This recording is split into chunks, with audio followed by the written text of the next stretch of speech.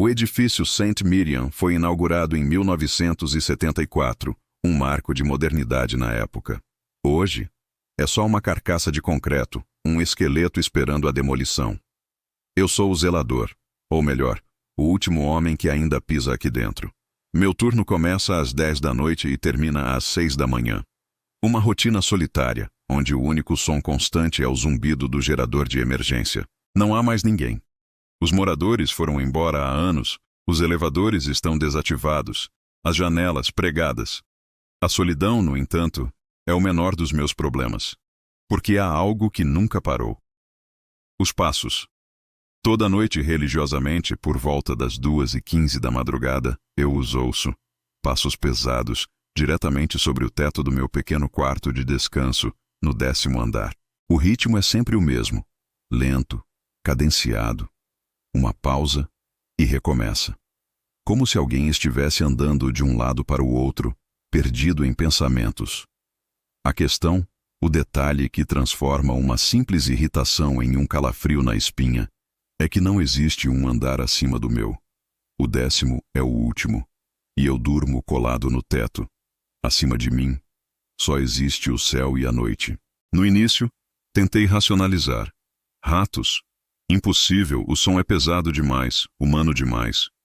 O vento assobiando pelas frestas? Não, o ritmo é muito deliberado. A tubulação antiga se contraindo? Também não. Já trabalhei em prédios velhos o suficiente para conhecer os sons que eles fazem. E este era diferente. Tinha intenção. A curiosidade, misturada com uma boa dose de medo, me levou a fazer algo que eu me arrependeria. Peguei meu gravador antigo, aquele de fita cassete que eu usava para deixar recados, e o posicionei no centro da sala principal, bem embaixo de onde os passos eram mais fortes. Apertei o botão de gravar e fui para o meu posto na portaria, tentando ignorar a sensação de que não estava sozinho. Na manhã seguinte, com o sol já iluminando a poeira que dançava no ar, rebobinei a fita. Sentei-me, respirei fundo e apertei o play. Primeiro, o silêncio, depois, o zumbido distante do gerador. E então, lá estavam eles. Os passos, claros, inconfundíveis. Pude ouvir as pausas, o arrastar leve de um calcanhar. E então, um som novo. Algo se arrastando. Não um pé, mas algo maior, mais pesado. Um rangido seco. Imediatamente depois, uma respiração. Forte, ofegante. E o pior de tudo, parecia estar bem ao lado do microfone. Como se alguém tivesse se agachado para observá-lo. Meu coração martelava contra as costelas. Aumentei o volume no máximo, inclinando o ouvido para o alto-falante. O chiado da fita era quase insuportável, mas depois de quase 5 minutos de passos e respiração, uma voz. Baixa, arranhada, um sussurro que parecia vir de uma garganta seca há muito tempo, e dizia: ainda estou aqui. Naquele exato momento, olhei para cima. Um punhado de poeira e pequenos detritos de concreto caíram do teto, bem nos meus olhos.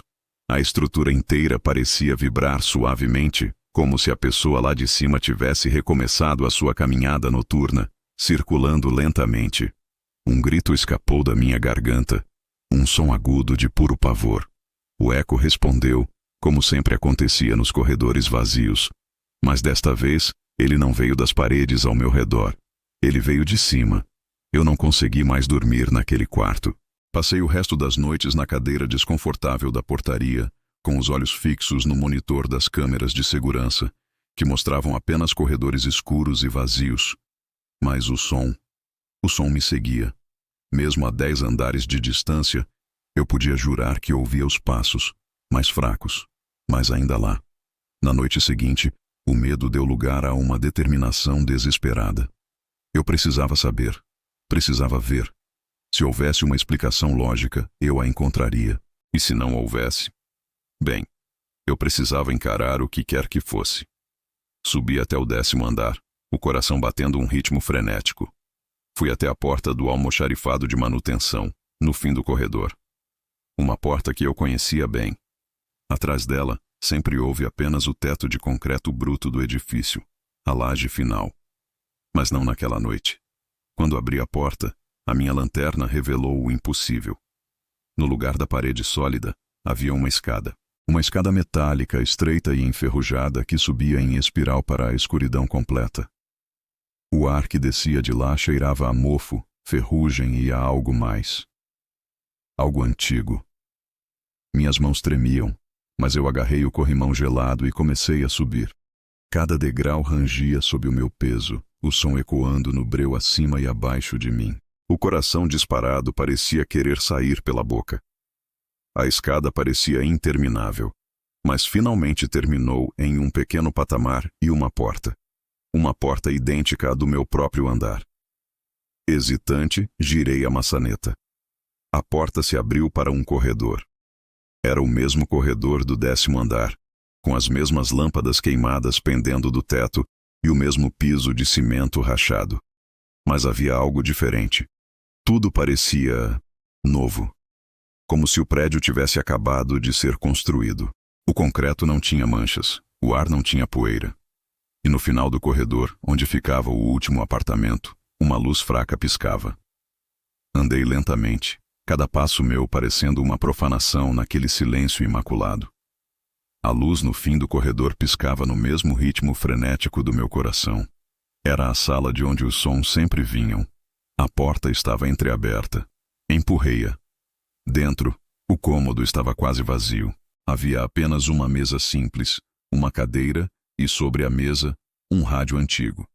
Era do rádio que vinha o som de passos, os mesmos passos pesados e lentos que eu ouvia toda noite. Então, meus olhos se ajustaram à penumbra do canto mais escuro da sala. E eu o vi. Havia alguém sentado ali, de costas para mim. Uma silhueta imóvel. Tentei falar, mas a voz não saiu. Quem é você? Eu queria perguntar.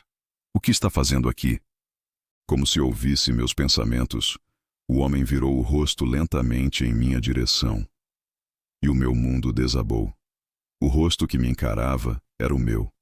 As mesmas olheiras, a mesma barba por fazer, a mesma expressão de cansaço infinito no olhar.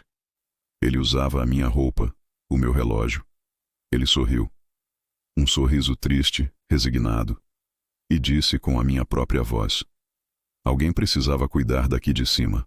Antes que eu pudesse processar o que estava acontecendo, antes que eu pudesse gritar ou correr, o chão sob os meus pés começou a tremer e a desmoronar. O rádio na mesa chiou violentamente, e uma última frase ecoou pelo cômodo enquanto tudo virava escuridão. Agora você é o de cima. Eu acordei com um solavanco, caído no chão do meu quarto no 10º andar. O sol da manhã entrava pela janela suja. Tudo parecia normal. O prédio era o mesmo, velho e decadente. Um sonho? Um pesadelo terrivelmente real. Levantei-me, sentindo uma dor estranha nos ossos, um cansaço que parecia ter séculos de idade.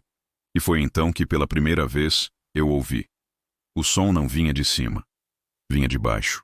Passos, pesados, lentos, ecoando do andar de baixo. E um grito abafado, cheio de pavor, que parecia vir de muito, muito longe. Obrigado por assistir até aqui. Se você gostou dessa história e quer mais contos como este, não se esqueça de deixar o seu like, se inscrever no canal e ativar o sininho para não perder nenhum vídeo. Até a próxima.